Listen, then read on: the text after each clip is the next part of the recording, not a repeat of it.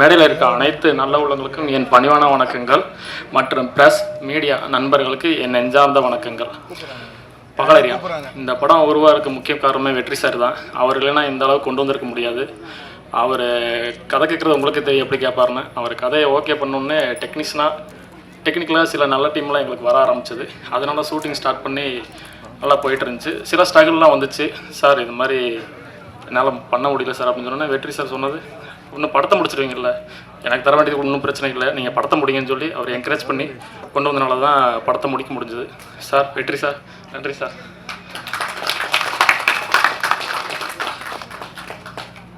அக்ஷயா இந்த படம் ஸ்டார்ட் பண்ணுறப்ப ஒரு சாதாரண ஹீரோயின். இன்றைக்கி பார்த்தீங்கன்னா விஜய் டிவி கலக்குன்னு கலக்கிட்டு இருக்காங்க. அக்ஷயா உங்களுக்கும் பட சார்பாகவும் என் சார்பாகவும் வாழ்த்துக்கள். நீ பெருசாக வரணும். அபிலாஷ் கேமராமேன், விசுல் பார்த்துருப்பீங்க. அபி இது எம்ஓவை விட்டு தான் அவசரத்தில் பண்ணது, எதுவும் நினச்சிக்க வேண்டாம் சரியா? நான் ஒரிஜினல் விட்டு டிவிஎக்ஸை விட்டு நான் உங்களுக்கு தேட்டரில் காமிச்சிட்றேன், ஓகேவா? ஃபீல் பண்ணாதீங்க. அபி மறுவீட்டுக்கு வந்தவரை கூப்பிட்டு படம் பண்ணிட்டேன் நான். சில நேரங்களில் ஒவ்வொரு டைம்லாம் ஸ்ட்ரகிளாகி நிற்கிறப்பெல்லாம் தொடர்ந்து ஒரு 60 மணி நேரம் 2.5 நாள் கிட்டத்தட்ட எனக்கு கேமரா பிடிச்சி கொஞ்சம் ஹெல்ப் பண்ணார். ஏன்னா அசிஸ்டண்ட்டையாவது கொடுங்க, இல்லாட்டி அசோசியேட்டாவது கேமரா கொடுங்கன்னு அவர் கொடுக்க மாட்டேங்கிட்டார். அவர் டெடிக்கேஷனாக ஒரு 2.5 நாள் தொடர்ந்து எனக்கு ஹெல்ப் பண்ணார். நன்றி அபிலாஷ். எடிட்டர் பிரதீப், அவர் ஒன் மேன் ஆர்மி, அவருக்கு ஹெல்ப்பர் யாருமே இல்லை. ஆனால் அவராக நின்று இந்த அளவுக்கு எடிட் பண்ணி எனக்கு கொண்டு வந்துட்டார். சில ஸ்ட்ரகிளாக நிற்கிறப்பெல்லாம் அவர் தான் எனக்கு மோட்டிவேஷன் பண்ணி, ஆனால் ஒன்றும் இல்லை பண்ணிடலாம், அந்த படத்தில் சொல்லுவாங்களே 2 கிலோமீட்டர் அந்த மாதிரி நான் பக்கத்தில் வந்தாச்சு, முடிச்சிடலாம்னு சொல்லி அவர் சப்போர்ட்டை கொடுத்ததுனால தான் முடிக்க முடிஞ்சிச்சு. விவேக் விழாவின் நாயகன், எனக்கு கிடைச்ச மினி அனிருத்.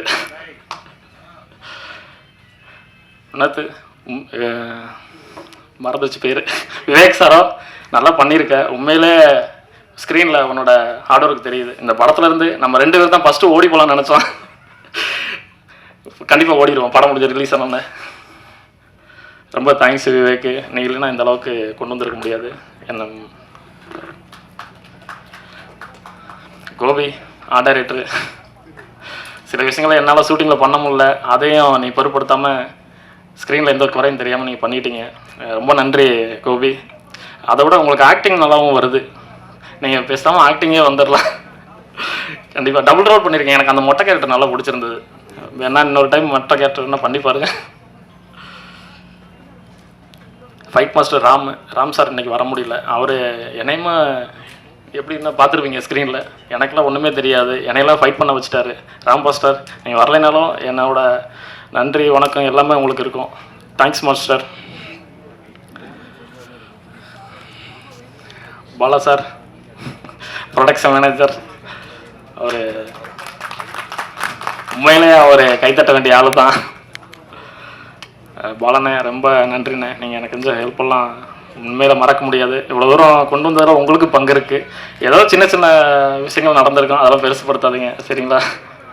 ஏன்னா நானும் எப்படியும் படத்தை கொண்டு வரணும் தான், நானும் அந்த சில தவறுகளும் நடந்துச்சு, அதெல்லாம் பெருப்படுத்துக்கிறீங்க. Okay sir. டைரக்ட் டீமு, ஆக்சுவலாக இந்த படம் வந்து கிஷோர் பண்ண வேண்டியது, சில பல சூழ்நிலைலாம் அவரால் பண்ண முடியாமல் போச்சு. அதை எப்படியோ திரைக்கு கொண்டு வரணுன்றக்காண்டி கொண்டு வந்தாச்சு. அதில் direct team co director Vignesh, associate direct team, எல்லா பேரும் முழுசாக சொல்ல முடியல, ஏன்னா படப்படம் இருக்குல்ல, அதனால் எதை நினச்சிக்க வேண்டாம். கேமரா யூனிட்டு சன்னலேட்டா பினுவட்டா, நீங்கள் வாழ்த்துக்கள் சொல்லிடுங்க கொஞ்சம். மியூசிக் டைரக்டர் சிங்கிள் மேன் தான். அவரை அப்படியே ஏர்லேயே வாச்சிட்ருப்பார். சில நேரம் ஃபோன் பண்ணால் கூட அண்ணா வாச்சிட்ருக்கண்ணே கொஞ்சம் பொறுங்க அப்படிம்பாரு. எல்லாத்துக்கும் வாழ்த்துக்கள். கேமரா டீமு, டைரக்ட் டீமு, அப்புறம் light unit, art direct team, எல்லாத்துக்கும் சொல்லிடுங்க கோபி சார். மேடையில் இருக்க எல்லாத்துக்குமே வணக்கம் சார்.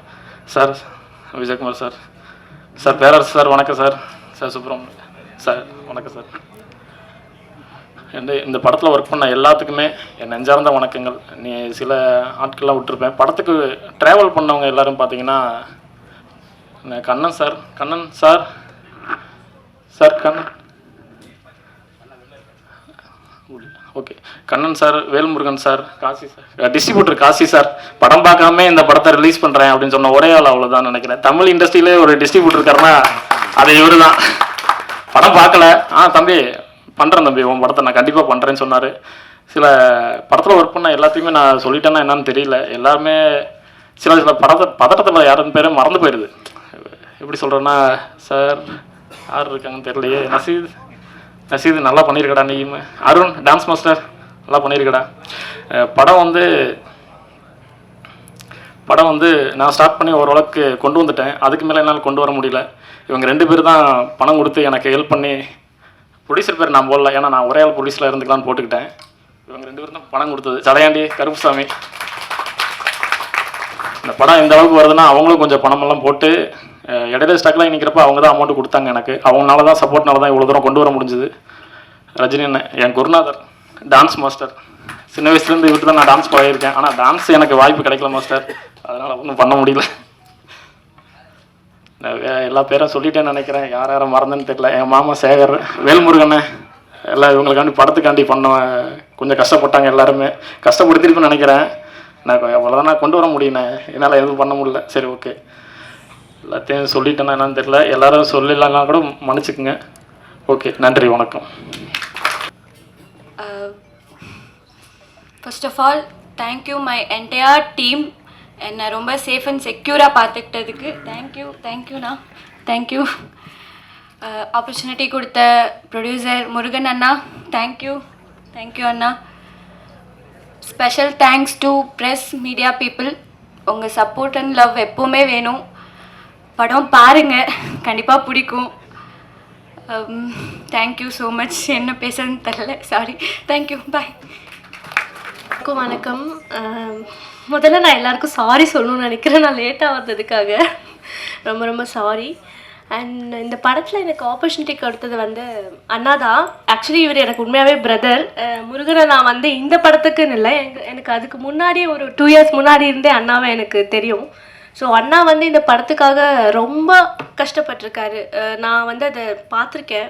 ஷூட்டிங் ஸ்பாட்டில் ஒரு ஹீரோயினாகவும் இல்லாமல் அவர் எவ்வளோ ஹார்ட் ஒர்க் பண்ணி இந்த படத்தை ரிலீஸ் பண்ண போகிறாரு அப்படின்றது எல்லாமே எனக்கு பர்சனலாக நிறையாவே தெரியும். ப்ரொஃபஷ்னலாக தெரியுறதை விட அண்ணாவோட பர்சனலாகவே எனக்கு அண்ணாவை ரொம்ப தெரியும். அண்ட் இந்த படத்தை வந்து முடிக்கிறதுக்கு எல்லாருமே ரொம்ப ஹார்ட் ஒர்க் போட்டிருக்காங்க. டிரெக்ஷன் டீம்லாம் வந்து நைட் ஃபுல்லாக, இது நைட் ஸ்டோரின்றதுனால ஃபுல் மிட் நைட் ஷூட் தான் போச்சு. அதுவும் வின்டரில் தான் போச்சு. அண்ட் எல்லாருமே வந்து ரொம்ப ஹார்ட் ஒர்க் பண்ணியிருக்காங்க இந்த படத்தில். டைரக்ஷன் டீம் ஆகட்டும், ப்ரொடக்ஷன் சைடில். எனக்கு படம் இது ஷூட் பண்ணி ஒன் அண்ட் ஆஃப் இயர் ஆயிடுச்சு. ஸோ வந்து இங்கே நிறையா பேரோட பேர்கள் எனக்கு மறந்துருக்கலாம், ஆனால் எனக்கு எல்லாரோட ஃபேஸ் ஞாபகம் இருக்குது. ஸோ எல்லாருமே இங்கே எல்லாருமே ரொம்ப ஹார்ட் ஒர்க் பண்ணியிருக்காங்க. அண்ட் நிறையா பேர் வந்து ஸ்டேஜில் இல்லை, கீழேயும் இருக்காங்க. ஸோ எல்லாருமே இந்த படத்தில் வந்து ரொம்ப ஹார்ட் ஒர்க் பண்ணியிருக்காங்க. எல்லாருக்கும் என்னோட கங்க்ராச்சுலேஷன்ஸ். அண்ட் முக்கியமாக ஒரு ஆளை பற்றி சொல்லி ஆகணும், வெற்றி சார். விவேக் சரவணா சொன்ன மாதிரி இந்த படம் வந்து ஒரு டிஃப்ரெண்ட்டான ஒரு எக்ஸ்பெரிமெண்டல் மூவியாக இருக்கும். இது வரைக்கும் சார் அப்படி பார்க்காதவங்க இந்த மூவியில் வந்து அவரை கொஞ்சம் டிஃப்ரெண்ட்டாக பார்க்கலாம். ஸோ அந்த மாதிரி நல்லா பண்ணியிருக்காங்க. ஸோ கேமராமேன் சார் எல்லாருமே வந்து இதில் ஃபுல் எஃபர்ட் போட்டு ஃபுல் மிட் நைட்டில் எல்லோரும் ஹார்ட் ஒர்க் போட்டு இந்த படத்தில் உழைச்சிருக்காங்க. ஸோ எல்லாருக்கும் என்னோடய congratulations. And production manager sir Bala. So சாரும் வந்து நிறையா நைட்லாம் வந்து ஷூட் பண்ணியிருக்கோம், டார்ச்சர் பண்ணியிருக்கோம், அது வேணும் இது வேணும்னு எல்லாமே வந்து மூஞ்சி சொல்லிக்காமல் செஞ்சு கொடுத்துருக்காரு. ஸோ அதுக்கும் ரொம்ப ரொம்ப கங்க்ராச்சுலேஷன்ஸ். அண்ட் வந்து வேறு யாராவது நான் மிஸ் பண்ணியிருந்தேன்னா ஐம் ஸோ சாரி. ஏன்னா எனக்கு நிறையா பேர் தெரியல. ஸோ இந்த படத்தில் ஆப்பர்ச்சுனிட்டி கொடுத்ததுக்காக அண்ணா, முருகன் அண்ணா, ரொம்ப ரொம்ப தேங்க்யூ அண்ணா. என்றைக்குமே வந்து எவ்வளோ ஹை லெவலில் போனாலும் நம்ம அதை மறக்கக்கூடாது. So thank you so much. Sorry, ஏன்னா இந்த படம் வந்து 1 இயர் மேலே ஆச்சு. ஸோ நிறைய ஒரு ஸ்ட்ரகிள்க்கு அப்புறம் ஆயிருக்கு அப்படின்றது எனக்கு தெரியும். நான் டெய்லியும் வந்து பிஸியாக இருப்பேன். ஸோ ஷூட்டிங் 1.5 இயர் ஆச்சு டெலிவிஷனில் போய். பட் நான் கால்லே தான் இருப்பேன், கேட்டுக்கிட்டே இருப்பேன்.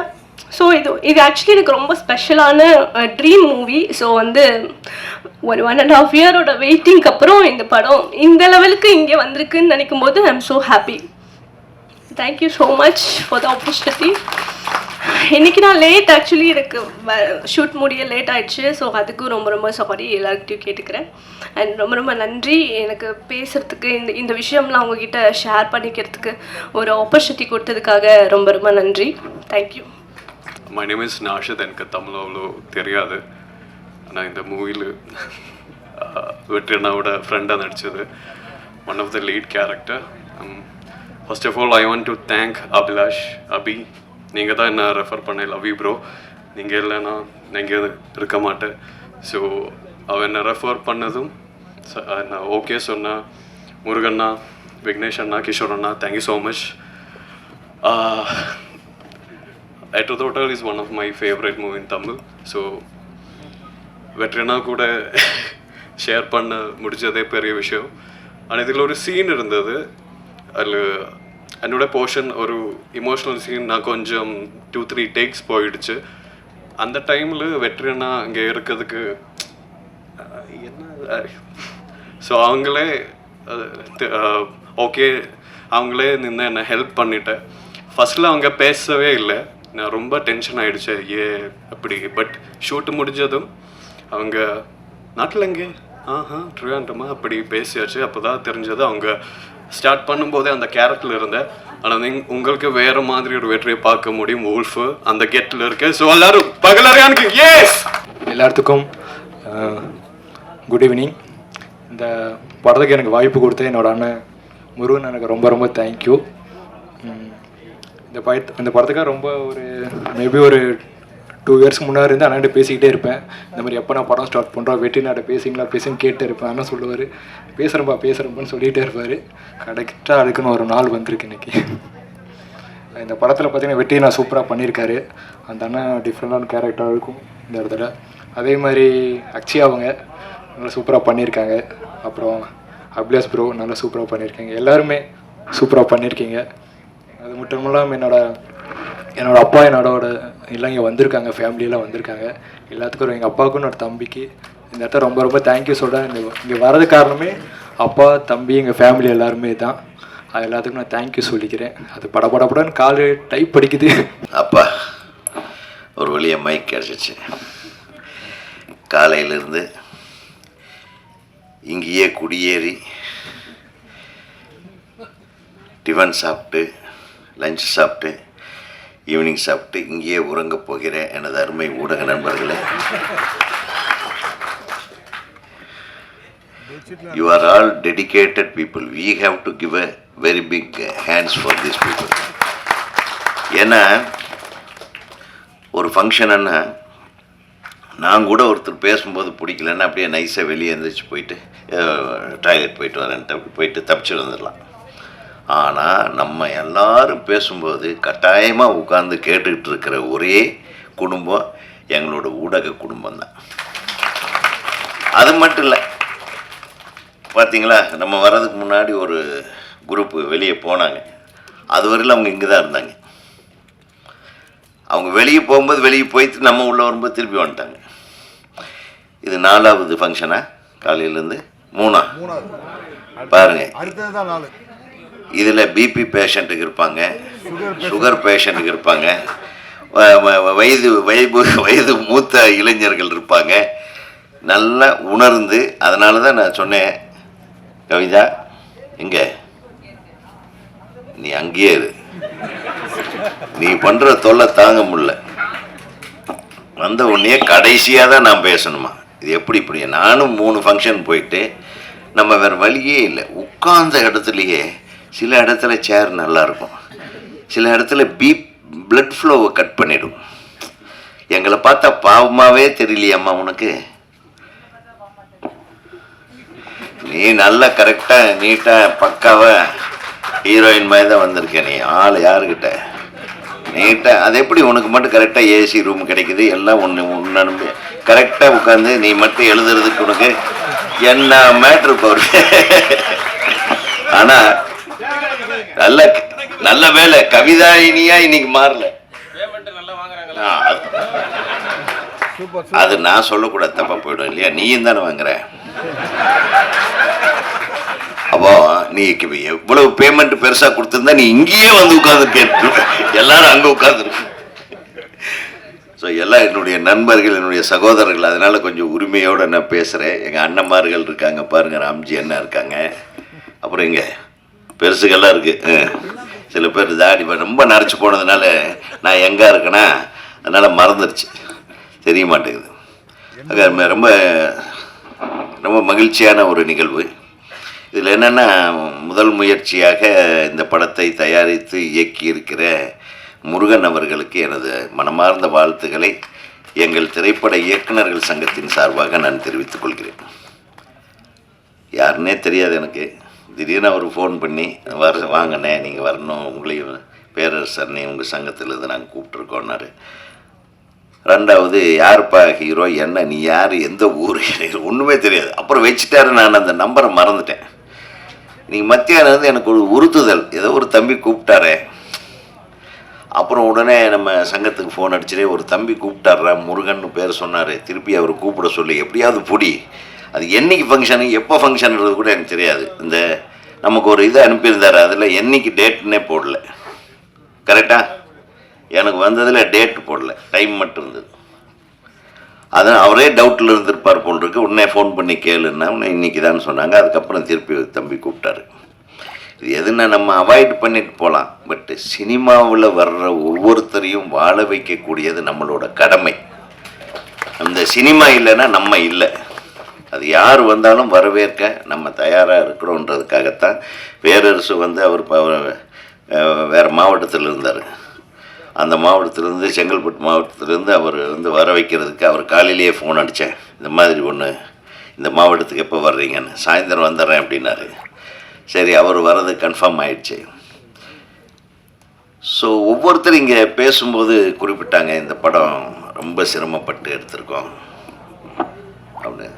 கண்ணே, இப்போ தெரிஞ்சுக்கங்க, சினிமா சாதாரணமாலாம் எடுக்க முடியாது, சிரமப்பட்டால் தான் எடுக்க முடியும். எடுத்த கடைசியில் ஒரு சிரமம் இருக்குது பாரு மகனே. உலகத்தில் பெத்த தாய்க்கு மட்டும்தான் தெரியும் இந்த பிரசவ வேதனை.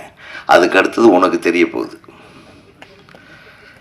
அந்த 2 வேதனையும் சோதனையும் நம்ம ஏற்றுக்கிட்ட மனதளவில் ஏற்றுக்கிறவன் தான் சினிமா எடுக்க வரணும், இல்லைன்னா வரக்கூடாது. இந்த வேதனையும் சோதனையும் தாண்டி படம் ரிலீஸ் ஆகும்போது நல்லா இல்லைன்னா கிளின்னு கிழிச்சிருவாங்க இவங்க. அது அடுத்த சோதனை. அந்த சோதனையில் நீ ஜெயிச்சாதான் நீ ஒரு நிலையான இடத்தை பிடிக்க முடியும். இது நான் வரும்போது இருந்தது, நீங்கள் வரும்போதும் இருக்குது. இது பொதுவான ஒரு விஷயம். இந்த படத்து ட்ரெய்லரை பார்த்தேன்.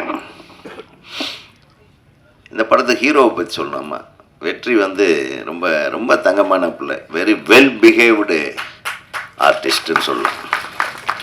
தான் உண்டு, தன்னுடைய வேலை உண்டு, தான் கதையை கேட்டு பிடிச்சதுன்னா தான் பண்ணுறாரு. அவர் பண்ண ஒத்துக்கிட்டால் அதுக்கப்புறம் அவர் கூட சேர்ந்து பண்ணுறதுக்கு போட்டி போடணும். ஏன்னா அந்த அளவுக்கு இஸ் டெடிக்கேட்டட் ஒரு ஆக்டர்.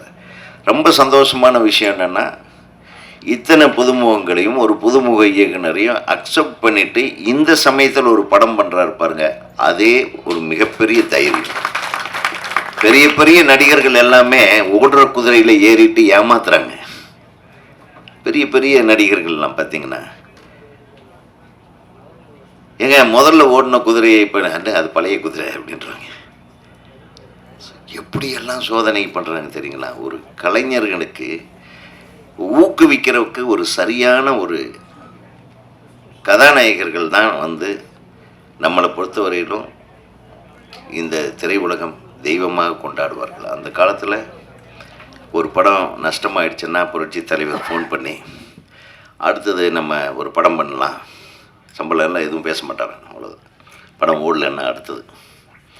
அதே மாதிரி சிவாஜி சார், அதே மாதிரி ஜெய்சங்கர் சார். நடிகர்கள் வந்து ஒரு தயாரிப்பாளர்களோட மூத்த புள்ள மாதிரி இருப்பாங்க. அப்பனுக்கு வயிறு வலிச்சதுன்னா நம்ம தான் மருந்து போடணும், அப்பனுக்கு உடம்பு சரியில்லைன்னா நம்ம தான் அவங்கள கொண்டு போய் ஆஸ்பத்திரியில் சேர்க்கணும்.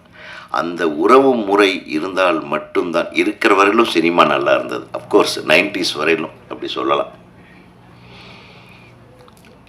இப்போது ஒரு படம் வந்து வெற்றி அடைஞ்சு அது இதாகிடுச்சுன்னா அந்த டைரக்டரையே வெட்டி விட்டுறாங்க. தயாரிப்பாளர் ஃபோன் பண்ண எடுக்க மாட்டாங்க. இந்த பிரச்சனையே வேண்டான்னு ஃபோன் நம்பரையே மாற்றிக்கிறாங்க இல்லையா? முதல்லலாம் எப்போ பார்த்தாலும் நிறைய ஹீரோக்கள் கூடவே இருப்பாங்க நம்ம ஆளுகளை. அது குறிப்பாக ஹீரோயின்ஸ் கூடவே இருக்கிறாள் இவர் யார்? தேவராஜ் வந்து ஒரு ஹீரோவோட ஒரு ஃபோட்டோ வந்தோன்னா ஹீரோயினோட 100 ஃபோட்டோ வரும். அவர் இன்னைக்கு வரல எப்படி தான் மெயின்டைன் பண்ணுறான்னு தெரியல. நம்மளாம் லூஸ் பண்ணிகிட்ருக்கோம் டைமை வேஸ்ட் பண்ணிட்டுருக்கீங்க மற்ற பத்திரிகையாளர். ஆனால் ஒரு காலத்தில் எல்லா ஹீரோக்களும் ப்ரெஸ் கூட சுற்றி உட்காந்து பேசிகிட்டு இருப்பாங்க, ஒன்றா சாப்பிடுவாங்க. அந்த வசந்த காலம் இல்லாமல் போச்சு அப்படின்றது மிகப்பெரிய வருத்தத்தை, சோகத்தை ப்ரெஸ் எல்லாம் சொல்லுவாங்க என்கிட்ட. இன்ஃபேக்ட் நான்லாம் ஷூட்டிங் போனேன்னா என்னுடைய கதையை ப்ரெஸ்ஸுக்கு கூப்பிட்டு சொல்லிடுவேன், ஃபுல் கதையும் சொல்லுவேன், இன்டர்வெல்லில் கொண்டாந்து நிறுத்திடுவேன். அவங்க அன்றைக்கி போகிறவங்கெல்லாம் கேன்சல் பண்ணுவாங்க, நாளைக்கு இன்டர்வெல்லையும் கேட்டு போயிடுறேன், இன்டர்வெல்க்கு பின்னாடி என்னன்னு கேட்டு போகிறேன்பாங்க.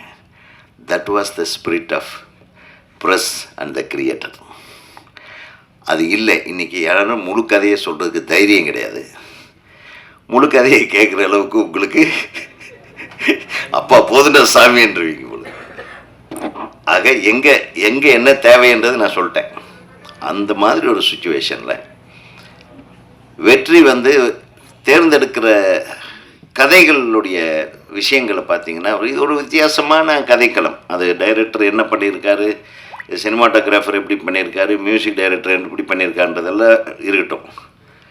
பட் ஒரு ஹீரோவாக அவர் நினச்சா இன்றைக்கி வந்து ஒரு 10 பேர் படம் 10 பேர்த்துக்கு படம் கால் ஷீட் கொடுக்கலாம். பட் இந்த கதையை தேர்வு செஞ்சு அவர் நடிச்சிருக்காருன்னா there is something in it. ஏன்னா அந்த காரில் வர்ற ஒரு பர்ஃபார்மன்ஸ் மட்டுமே போதும். அந்த அக்ஷயா பின்னாடி உட்காந்துட்டு அது இவரை கொஞ்சறதும், இவர் எந்த விஷயத்திலும் அவன் முகபாவனையை மாற்றாமல் எக்ஸலண்ட் பர்ஃபார்ம் பண்ணியிருக்கேன். பியூட்டிஃபுல். அதுக்கப்புறம் அந்த பாட்டில் அப்புறம் டான்ஸ் ஆடுறீங்க, அது தெரியல. அதுக்கப்புறம் லவ் வந்துருச்சா, இல்லை லவ்வை வெளிப்படுத்தாமல் நீங்கள் வந்து அவளை கடத்திட்டு போகிறதுக்காக வந்தீங்களா, ஐயோ காதலியே கடத்துறமேன்னு ஒரு மாதிரி வெறப்பாக இருந்தீங்களா, அதெல்லாம் எனக்கு தெரியாது, கதையே தெரியாது. But there is a variation in his performance. பியூட்டிஃபுல்லாக இருந்தது. ஒரு மிகச்சிறந்த நடிகனை நம்ம தமிழ் சினிமா வந்து கண்டிருக்கின்றதுக்கு அந்த ஒரு காட்சி போதும். நிச்சயமாக நீங்கள் நல்லா வருவீங்க தம்பி, இந்த படம் நல்லா ஓடணும். மியூசிக் டைரக்டர் வந்தார், எனக்கு அதுக்கு பண்ணேன், யூடியூபுக்கு மியூசிக் எதுக்கு பண்ணாலும் மியூசிக் தான். பிரமாதமாக பண்ணியிருக்கீங்க, நல்லா இருக்குது மியூசிக். நீங்கள் அப்பா அம்மாவுக்கு நன்றி சொல்லணும், டைரக்டருக்கு தயாரிப்பாளருக்கு நன்றி சொல்லணும். அதுதான் மெயின். அப்பா அம்மாவுக்கு வீட்டில் போய் சொல்லிக்கலாம். அப்புறம் ஹீரோயின் சொன்னாங்க, மன்னிப்பெல்லாம் கேட்டாங்க. அது கண் கலங்கிடுச்சு.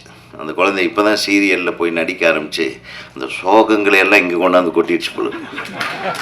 சோக சீனில் நடிச்சாம நீ யூ ஆர் ட்ரூலி இன்வால்வ்டு. ரொம்ப நல்லா இருந்தது, ரொம்ப எமோஷனலாக இருந்தது உங்கள் ஸ்பீச்சு. நான் அது நினச்சிட்டேன், சரி இது சீரியலில் நடித்தா நடிக்க வந்தவுடனே கண் போல கண்ணீர். சரி கண்ணே, அது அழுகிறது நல்லது. அழுகிறத மாதிரி, அதாவது அழுகை என்பது மிகச்சிறந்த மருந்து. மனசுக்குள்ளே இருக்கிற எல்லா துன்ப துயரங்கள் மட்டும் இல்லை, கெட்ட விஷயங்கள்லாம் கண் வழியாக போயிடும். நம்ம பார்க்குறது எத்தனை கெட்ட விஷயங்களை பார்க்குறோம் யூடியூப்பில், இதில் ரீல்ஸை பார்த்தாவே கண் ரொம்ப கெட்டு போயிடும், மனசும் கெட்டு போயிடும். இன்றைக்கி ரீல்ஸ் பண்ணாத லொல்லுக்கெல்லாம் சினிமா பண்ணுது. இந்த ரீல்ஸுக்கெல்லாம் வந்து ஒரு இது கொண்டு வரணுங்க, சென்சார் கொண்டு வரணும். பயங்கரமாக ஆடுறாங்க. அது வேற பார்த்துட்டே இருக்கணும், வேறு தோணுது. திருப்பி அடுத்து இதை விட பெட்டராக வருமானு என்னங்கடா அடி. அப்புறம் எங்கே சினிமா ஜெயிக்கும்? ஸோ ரீல்ஸுக்கு மத்திய அரசு தடை விதிக்க வேண்டும் என்பது எனது கோரிக்கையாக. கரெக்டாக அசிங்கமாக இருந்த ரீல்ஸுகளுக்கு நான் சொல்கிறேன். இப்போ தான் சமீபத்தில் ஒரு பாட்டு எழுதினேன் ரீல்ஸை பற்றி. கரெக்டாக அந்த பாட்டு வழி வரும்போது தெரியும், ரீல்ஸை பற்றி நான் ஒரு பாட்டு எழுதியிருக்கேன் ஒரு படத்தில். ஸோ மிகச்சிறப்பான நடிப்பை வெளிப்படுத்தியிருக்கும் அன்பு தம்பி. நான் அவர் கூட நான் ஒரு படத்தில், அவர் நடிக்கிற படத்தில் நான் ஒரே ஒரு சீனில் கடைசியாக அவருக்கு தெரியாமல் நடிச்சிட்டு வந்தேன். அவர் தான் நடிச்சிருக்காருன்னு சொன்னாங்க. நல்லா நடிச்சிருக்கேன். உன்னுடைய நல்ல நடிப்புக்கு முன்னாடி நான் எங்கே வந்து கெடுத்துருக்க போகிறேன்னு தெரியல. பட் எனிவே அங்கேயும் சொன்னாங்க, ரொம்ப தன்மையான ஹீரோ, இப்படியெல்லாம் ஒரு ஹீரோவை பார்க்க முடியாதுன்றது. இது வந்து ரொம்ப ரொம்ப எல்லாருமே வந்து கைதட்டி வரவேற்க வேண்டிய, வாழ்த்த வேண்டிய ஒரு விஷயம். அதனால் கைத்தட்டிடுவோம் தம்பிக்காக. மீண்டும் மீண்டும் இதே மாதிரி இருங்க, உங்களை மாற்றிக்காதீங்க. Take a good subject, do a dedicated performance. ப்ரொடியூசர்களுடைய கதாநாயகனாக இருங்க. ஆனால் உங்களுக்கு கதை பிடிக்கலன்னா நீங்கள் படமே பண்ண வேண்டாம், பிடிச்ச கதைகளை தேர்ந்தெடுத்து பண்ணுங்கள். அப்புறம் வினு பிரியா அவங்க ஒரு ரகசியமான கேரக்டரில் நடிச்சிருக்காங்க. அது எனக்கு மட்டும் சொல்லிட்டாங்க, நான் அதை சொல்ல முடியாது, சொல்லாதீங்க சார் அப்படின்ச்சு. எவ்வளவு, அதாவது ஒரு படத்து மேலே எவ்வளவு கான்ஃபிடென்ஸ் வச்சுருந்தா அப்படி ஒரு தைரியமான நல்ல நல்ல விஷயம் செஞ்சுருக்கீங்க டைரக்டர் சார். நீங்கள் ரொம்ப நெகிழ்ச்சியாக இருக்குது. ஒரு குடும்பமாக உட்காந்துருக்கீங்க பாருங்கள். Hats off to all the technicians here, சினிமாட்டோகிராஃபர்லேருந்து, ஸ்டண்ட் மாஸ்டர்லேருந்து, டான்ஸ் மாஸ்டர்லேருந்து எல்லாத்துக்கும், உதவி இயக்குனர்கள், கோ டைரக்டர்கள் எல்லாத்துக்கும் என்னுடைய மனமார்ந்த வாழ்த்துக்கள். அது மட்டும் இல்லாமல் முருகன் அவர்கள் குறிப்பிட்டார் ஒரு வார்த்தை, தம்பி என்னால் முடிஞ்ச அளவுக்கு போகிறேன்னா கடைசியில் பணம் தேவைப்பட்டது, டப்புன்னு ஒரு 2 பேர் வந்துட்டாங்க எனக்கு ஹெல்ப் பண்ணுறதுக்கு.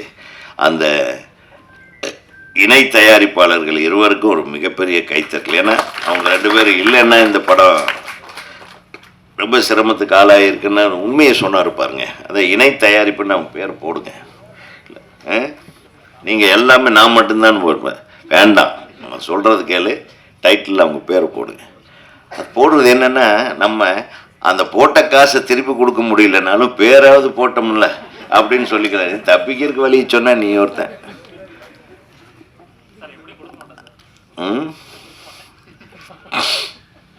அது உங்களுடைய அந்த அளவுக்கு ஒரு நட்பு ரீதியான விஷயம்.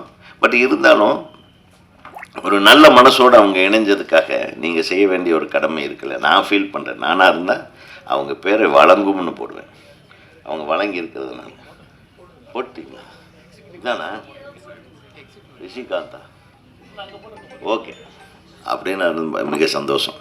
ஆக மொத்தம் வேறு ஏதாச்சும் நான் விட்டேன்னா, என்னுடைய தம்பிகள் 2 பேர் வந்திருக்காங்க, அடுத்து பட்டையை கிளப் போகிறாங்க. பேரரசு அவர்களும் சுப்பிரமணியம் சிவா அவர்களும்.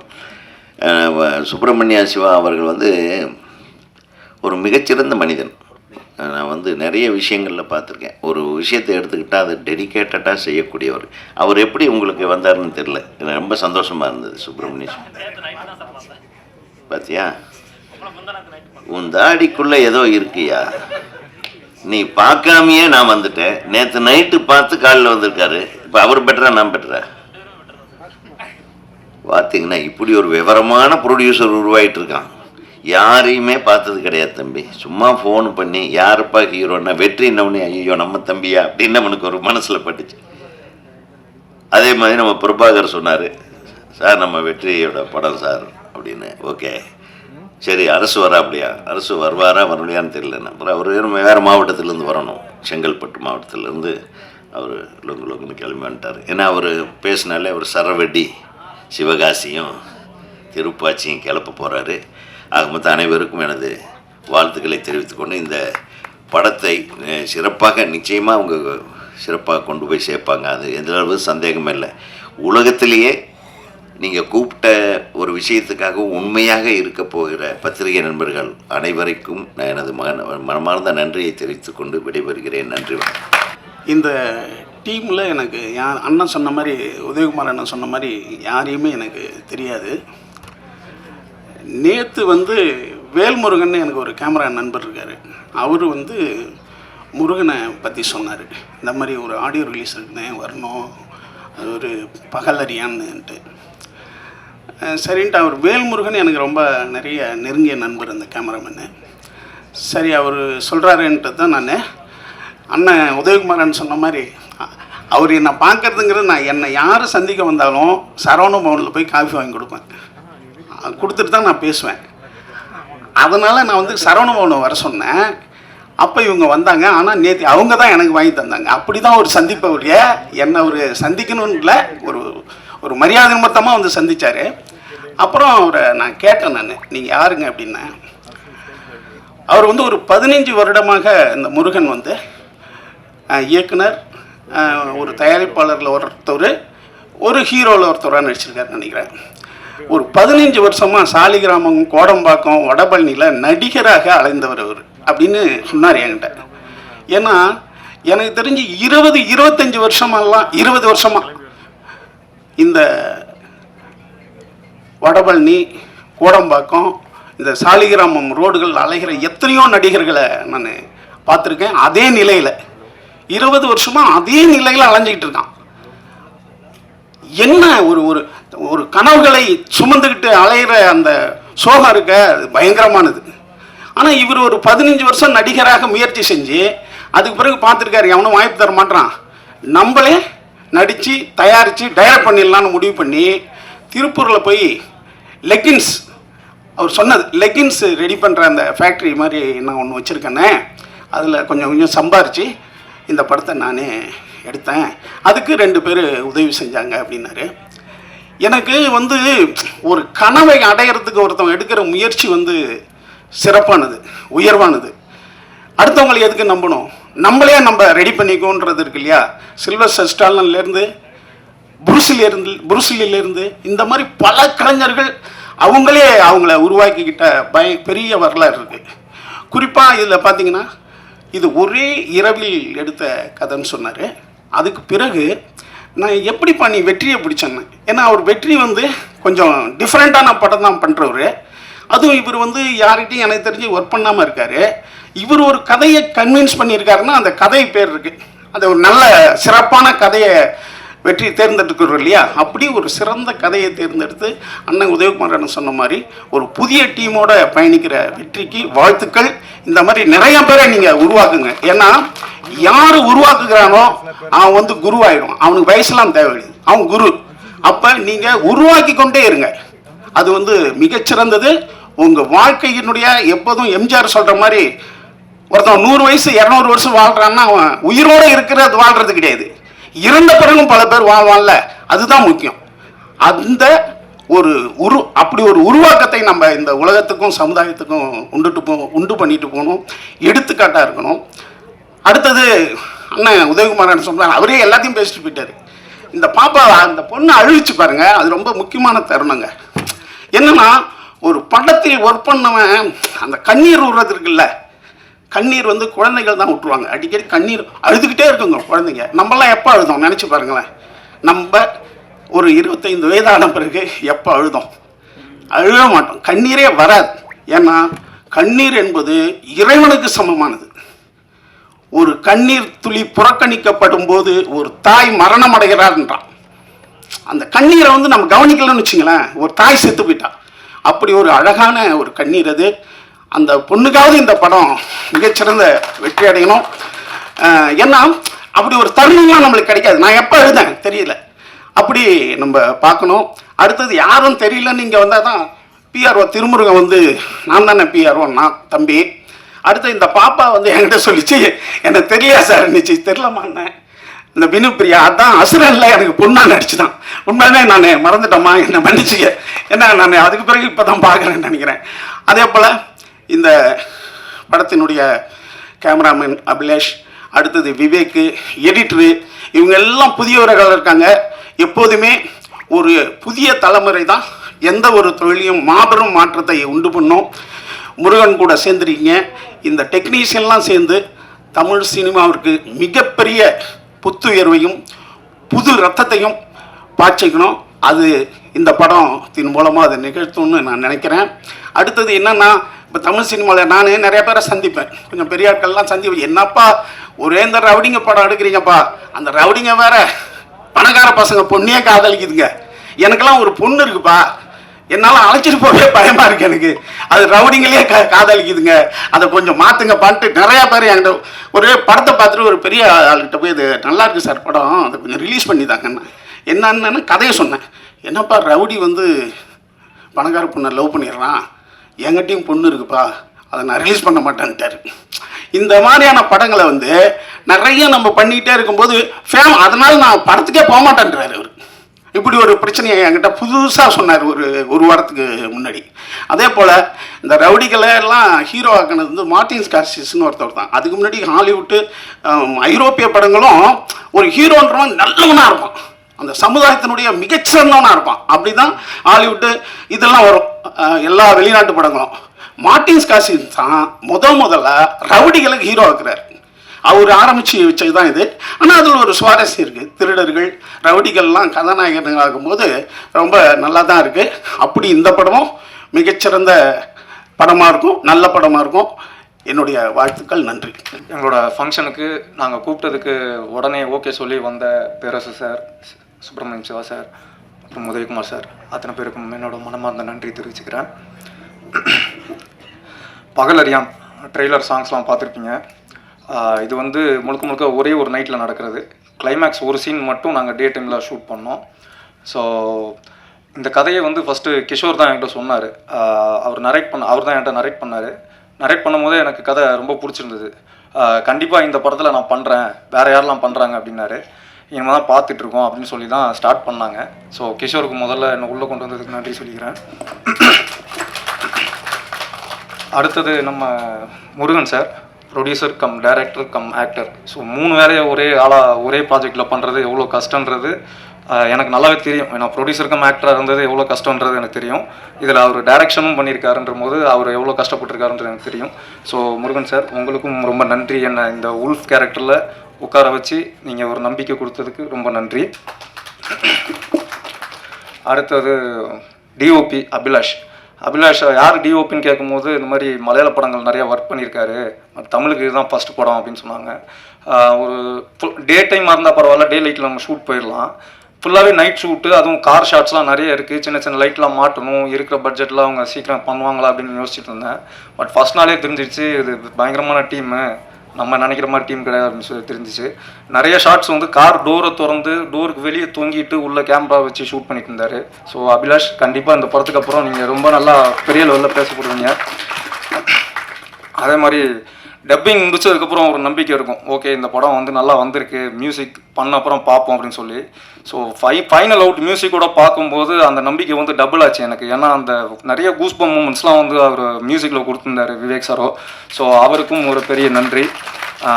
கடைசியாக என் கூட ஒர்க் பண்ண அத்தனை ஆர்டிஸ்ட், அக்ஷயாவாக இருக்கட்டும், தீனானாவாக இருக்கட்டும், நசீராக இருக்கட்டும், அப்புறம் கோபியாக இருக்கட்டும், எல்லாருமே வந்து படத்துக்கு என்ன பட்ஜெட்டு என்ன தேவையோ அதுக்கு ஏற்ற மாதிரி ஒர்க் பண்ணாங்க. எனக்கு இது வேணும் அது வேணும்னு கேட்டு அங்கே ஸ்பாட்டில் வந்து தொந்தரவு பண்ணல. எல்லாமே நைட் ஷூட்டு, நிறைய கொசுக்கடி, கேரவான்லாம் பெருசாக இல்லை. ஸோ எல்லாருமே வந்து படத்தோட அவுட்கமுக்காக தான் ஒர்க் பண்ணாங்க. ஸோ எல்லாமே சொன்ன மாதிரி ஒரு ஃபேமிலியாக தான் ஒர்க் பண்ணோம்.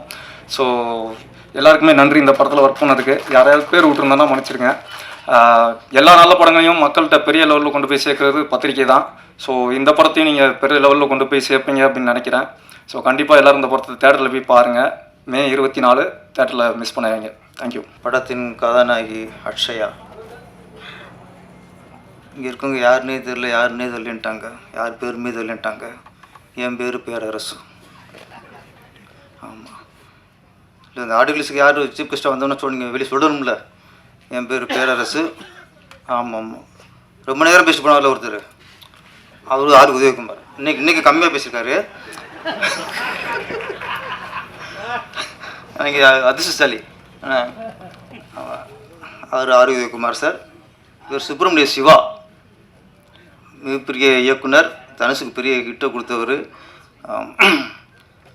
பேர் தெரிஞ்சுக்கிறக்கா சொல்கிறேன். அப்புறம் உதயகுமார் சார் சொன்னார்,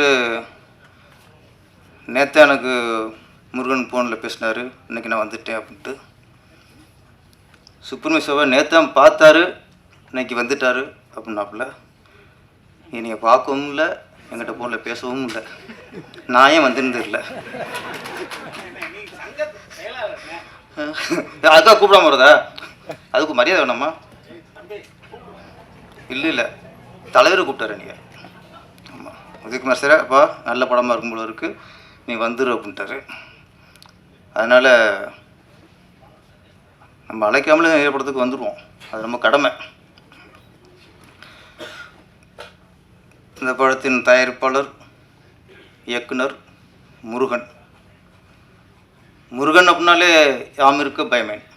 அது வாசம் வந்துடும், இப்போ ஞாபகத்துக்கு வரும். பயமறியான், முருகன் வந்து பயமறியான். ஆனால் இப்போ இயக்கிய படம் வந்து பகலறியான். பகலறியான் எல்லாம் தெரியும், மீனிங் தெரியும். பகலே பார்க்காதவங்க தான். இப்போ உள்ள காலகட்டத்தில் நிறைய பேர், இப்போ உள்ள பசங்கள்லாம் உதயசூரியனை பார்க்குறது இல்லை, உதயத்தையே பார்க்குறது இல்லை. எந்திரிக்கிறதே 9 மணி 10 மணி. ஒரு இந்த உச்சி வெயில தான் பார்க்குறாங்க நிறைய பேர். அது பகலறியான். சினிமாவில் நிறைய பேர் பகலறியான் யாருன்னா மியூசிக் டைரக்டர் தான். அவங்க நைட்டில் ஒர்க் பண்ணுவாங்க, பகல்லாம் தூங்கிடுவாங்க. நம்ம விவேக் எப்படின்னு தெரியல. பகல் அறிவிங்களா? அப்படி தான், நைட்டு தான். பகல்லாம் ஓகே. அவர் ஒரு பகலறியான். இப்படி நிறைய பேர் பகலறியான் இருக்காங்க. இந்த படத்தின் கதையை தெரிஞ்சு போச்சு, ஒரே இரவில் நடக்கிற கதை அப்படிங்கிறனால ஓகே. அவரும் படத்தின் கதாநாயகனும் பகலறியான்.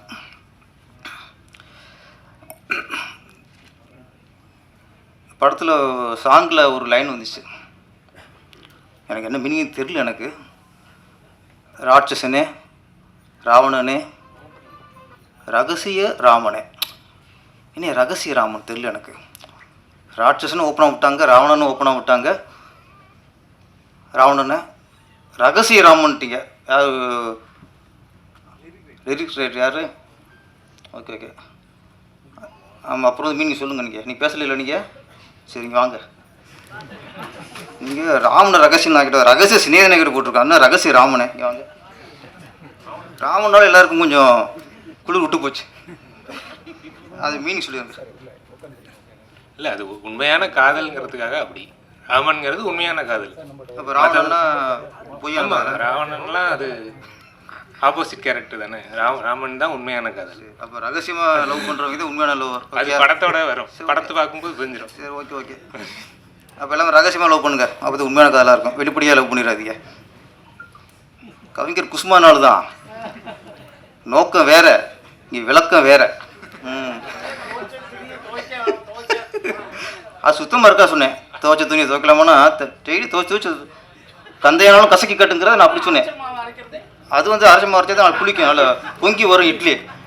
ஆமாம், அப்படியே வச்சிங்கன்னா இப்போ இட்லி பொங்காது, அரைச்சமாக அரைச்சிட்டே இருக்கணும். ஆமாம், அதெல்லாம் இந்த ஒன்று ஆரம்பிப்பாங்க. ஏற்கனவே நம்ம ஒன்று சொன்ன உடனே சிலர் பேரரசின் ஆபாச பாடல்கள் அப்படின்னு லிஸ்ட்டு போடுறாங்க இப்போ. ஏன்னா அவன் சமயம் பார்த்துருக்கான், எப்படா மாட்டுவான் அப்படின்ட்டு. ஆமாம், இங்கே தமிழகம் கொண்டாடுற மிகப்பெரிய கவிஞர்லாம் என்னோட மோசம் எழுதியிருக்காங்க. நான் லிஸ்ட்டு போடுவேன் அப்புறம். என்ன அவ்வளோ இல்லை இருக்குது. கவிஞர்கள் வந்து சிச்சுவேஷன் ஏற்ற மாதிரி பாட்டு எழுதுவாங்க. நான் வந்து வாடா வாடா தோளா வாழ்ந்து பார்ப்போம் வாடான்னு அதை யாரும் பேச மாட்டாங்க. வேருக்கு நீர் ஊற்றித்தாம்பாரு பூக்களில் உம்பேரு அப்படின்னேன், அதை பற்றி பேச மாட்டாங்க. ஆனால் அது கெட்ட பாடல் இல்லை. இது மாதிரி நிறைய கருத்துக்கெல்லாம் நம்ம சொல்லியிருக்கோம். நம்மளும் எல்லாம் முளை இறைவா, மனசுக்கு நீரேவா, எனக்கு ஒரு வாழ்க்கை தந்து விடுறான்னு அதை பற்றியும் பேச மாட்டாங்க. அவங்களுக்கு என்ன அந்த வடுமாங்க ஒன்று ஒன்று பிடிச்சி தொங்குவாங்க, எனக்கு பழுக்க மாட்டேங்குது. போகாது ஏதோ தெரியாத எழுதிவிட்டேன், வடுமாங்கா கவிங்கிறான்டாங்க நம்மளை. கருத்துல படத்துன்னு எழுதியிருக்கேன். தெய்வத்துக்கே மாறு வேஷமாக எழுதுறோம்ல, அதெல்லாம் காதல் ஏறவே ஏறாது. அது மாதிரி உங்களுக்கு இப்போ தெரியாது, நீ வளர்ந்ததுக்கப்புறம் தெரியும். செதுக்க ஆப்பு வைப்பாங்க. இந்த படத்தில் இசை நல்லா இருந்தது. அப்புறம் கதாநாயகி நாங்கள் சுப்ரமணியம் வந்து ஒரு நல்ல விஷயம் சொன்னார். கண்ணீருக்கு மதிப்பே இல்லை, அது விலை மதிப்பில்லாது. அதுவும் பெண்களோட கண்ணீர் வந்து அதுக்கு அது மதிப்பை அளவிட முடியாது. அவங்க பேசும்போது அவங்கள மீறி அது ஒரு சோகம் வந்து கண்ணீர் வெளியே வருதுன்னா அது இந்த படத்து மேலே உள்ள வைத்த காதல். இந்த படத்தில் அவங்க கதாநாயகன் லவ் பண்ணவங்க இல்லையோ, இந்த படத்தில் லவ் பண்ணியிருக்காங்க. இந்த படத்தில் ஒரு இன்வால்மெண்ட்டு, இந்த படம் நல்லா வரணும், ரொம்ப நாள் போராடி படம் முடிஞ்சிருக்குன்னு நினைக்கிறேன். அந்த ஆதங்கம் அது வந்து எமோஷனாக அவங்க வார்த்தை வராமல் அழுதுருக்காங்க. அதுவே ஏன்னா என்ன சொல்கிறேன்னா, நிறைய ஆடியோ ஃபங்க்ஷனுக்கு கதாநாயகியே வர்றதில்லை. சம்பளம் வாங்குறத முடிஞ்சு வச்சு வர்றதில்லை. இங்கே ஒரு கதாநாயகி வந்து அவருக்கு கண்ணீரும் வருதுன்னா உண்மையிலே நீங்கள் பெரிய மதிக்கக்கூடிய கதாநாயகி. அப்போ நான் அவங்கள ட்ரெய்லரே ரொம்ப ரொம்ப கவனிச்சு பார்த்து இருந்தேன். கரெக்டாக சோனியா அகர்வாலில் அவங்கள மாதிரியே இருக்காங்க, அவங்க தங்கச்சி மாதிரியே இருக்காங்க. சோனியா அகர்வால் வந்து ஒரே படத்தில் மிகப்பெரிய ஹீரோயினி ஆகிட்டாங்க. அந்த சோனியா அகர்வால் ஃபேஸில் அதில் அழகு என்னென்னா, கண்ணு இல்லை, மூக்கு இல்லை, வாய் இல்லை, அவங்க ஃபேஸில் ஒரு சோகம் இருக்கும். அது அவங்க அழகு. இவங்களுக்கும் சின்ன சோகம் இருக்குது ஃபேஸில். அதனால தான் அவங்க கண்ணீர் வந்துடுச்சு, அழுகு வந்துடுச்சு. ஆனால் நீ சோனியா அகர்வால் மாதிரி அவங்கள விட பெரிய அளவில் வெற்றி அடையணும். மோனலிசா, ஆமாம் மோனலிசா, ஆமாம் மோனலிசா வந்து சிரிப்பில் ஒரு சோகம் இருக்கும். ஆமாம், அதே மாதிரி நீங்கள் மோனலிசா மாதிரி உலக புகழ் அடைஞ்சிருக்க சுப்ரமணியா வந்து நம்மளோட ரொம்ப பெரிய மனசில் இருக்கார் இப்போ. ஆமாம், நீங்கள் உலக புகழ் அடைஞ்சிருக்க. அப்புறம் வெற்றி சார், கதாநாயகன் வெற்றி. இவர் வந்து சினிமாவிலேயே போராடிட்டே இருப்பாங்க ரொம்ப வருஷமாக. இப்போ கவின் நடிகர் ரொம்ப வருஷமாக அதிலே இருந்து இன்றைக்கி மிகப்பெரிய வெற்றி அடைச்சிட்டாரு. அதே மாதிரி வெற்றி இப்போ வந்து இதுக்குள்ளே இருக்கார். அவர் என்ன ஸ்பெஷல்னா, அவர் தேர்ந்தெடுக்கிற கதைகள் நான் தொடர்ந்து பார்க்குறேன். 8 தோட்டாக்கள், பம்மல், ஜிவி, இந்த படம் ஒரு ட்ரெய்லர்லேயே ஒரு வித்தியாசமான கதைன்னு தெரிஞ்சு போச்சு. வித்தியாசமான கதைகளை தேர்ந்தெடுத்துட்டு நடிச்சிருக்காரு. கண்டிப்பாக உங்களுக்கு ஒரு நாள் மிகப்பெரிய வெற்றி அடைஞ்சிருங்க சார். அப்புறம் இதில் இன்னொரு விசேஷம்னா, சந்தோஷமாக இருக்குது அப்படின்னா, ஸ்டோரி கிஷோர்குமார் அதுக்காரா, ஓகே, கதை வந்து கிஷோர்குமார், இயக்குனர் முருகன். இதுதான் ஆரோக்கியமான விஷயம் சினிமாவில். ஏன்னா இன்றைக்கி மலையாளத்தில் வந்து நிறைய டிஃப்ரெண்ட் கதை வருது. சின்ன சின்ன கதை படங்களை வந்து மிகப்பெரிய வெற்றி அடையுதுன்னா, அங்கே கதாசிரியர் வேறு இருப்பார், இயக்குனர் வேறு ஒருத்தர் இருப்பார். நம்ம தெலுங்குல இந்த மாதிரி நிறைய டிஃப்ரெண்ட் கதையெல்லாம் வருது. தமிழ்நாட்டில் தான் இதுக்கு ஒரே மாதிரி இந்த மாதிரி கதை வந்துட்டு இருக்குன்னா, டைரக்டர் தான் கதை, திரைக்கதை, வசனம், பாடல்கள், இப்படி டோட்டலாக மொத்த குத்தகைக்கு எடுத்துகிறாங்க. நான் உட்பட சொல்கிறேன், நான் உட்பட. அப்போது ஒரு இன்றைக்கி வந்து தமிழ்நாட்டு புலிசல் வந்து என்ன நினைக்கிறான்னா, டைரக்டர் வந்து அவங்க கதை சொன்னா தான் அவனை டைரக்டர் ஏற்றுக்கிறாங்க. இன்னொரு கதையை சொல்லி இந்த கதை எடுக்க போகிறேன் அப்படின்னா, உன்னால் கதையை பண்ண முடியலையே, நீ என்ன டைரக்டர் அப்படின்னு நம்மளுக்கு நம்பிக்கை இல்லாத வந்துடுது. மலையாளத்தில் அப்படி இல்லை. பாசில் அசிஸ்டண்ட்டு சாஹிபரோட கதை எடுக்க போகிறேன் அப்படின்னா நம்பிட்டு போயிடுவாங்க. நான் ஜோஷியோட அசிஸ்டண்ட்டு சாஹிபர் இந்த கதை எடுக்க போகிறேன் அப்படின்னா நம்பி படத்தை கொடுத்துருவாங்க. சித்திக் அசிஸ்டண்ட்டுனா இன்னாரோட கதை எடுக்க போகிறேன் அப்படின்னா நம்பி கொடுத்துருவாங்க. இங்கே அப்படி இல்லை. இங்கே ஒரு புது இயக்குனர் வந்து அவர் கதையை சொன்னால் தான் அவன் மேலே பிடிச்சிருக்கு நம்பிக்கை வருது. அது ரொம்ப காலமாக அந்த தமிழ் திரையுலகில் அது ஒரு இது இருக்குது. அதனால் நிறைய புதுசாக இங்கே படங்கள் வரமாட்டேங்குது. அப்போ ஒரு நல்ல கதை, ஒரு அனுபவமுள்ள இயக்குனரை ஒரு தயாரிப்பு நம்பி கொடுக்கும்போது தான் இங்கேயும் மலையாளம் மாதிரி புது புது படைப்புகளாம் வரும். இந்த படம் கதை ஒருத்தர், இயக்குனர் ஒருத்தர், இன்னொன்று இயக்குனரே ப்ரொடியூசர் ஆகிறாருன்னா அந்த கதை மேலே ஒரு நம்பிக்கை இருக்கும். அது ஒன்று இருக்குல்ல, ஆசைக்கியாக இந்த படம் பண்ணியிருக்கவே முடியாது. ஒரு கதை மேலே நம்பிக்கை, இன்னொன்று இயக்குனர் நிரூபிக்கணும். அவர் நடிச்சிருக்காரு, வெற்றிங்கிற ஒரு நல்ல ஹீரோ நடிச்சிருக்காரு. இது எல்லாம் பார்க்கும்போது கண்டிப்பாக அந்த படம் ஒரு வித்தியாசமான படமாக இருக்கும். வெற்றி படம் அமையும். நன்றி, வணக்கம்.